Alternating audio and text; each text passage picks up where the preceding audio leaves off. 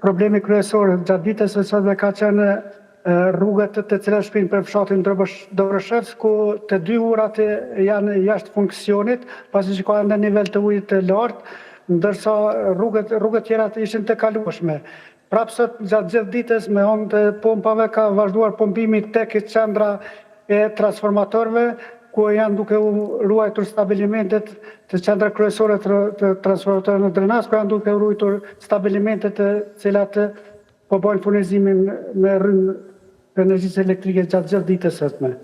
Ka pasur interpretime që vërshimet po shkaktohen përveç shiut natyrisht edhe për faktin se ndërtimet po bëhen në tërë Kosovën pa plan urbanistik dhe për shkak të ndërhyrjeve në shtretrit e lumenjve. Cili është komenti juaj? Po edhe në komunën e Drenosë është dukshme dora e faktorit njeri,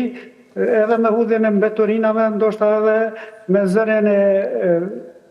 qoftë lumenjeve ose prockave, mirë po ju edhe shumë këtë moment në kanë penguar. Dhe çfarë masa do të ndërmerrni për të parandaluar përkeçimin e situatës nëse rreshjet vazhdojnë në ditët në vijim?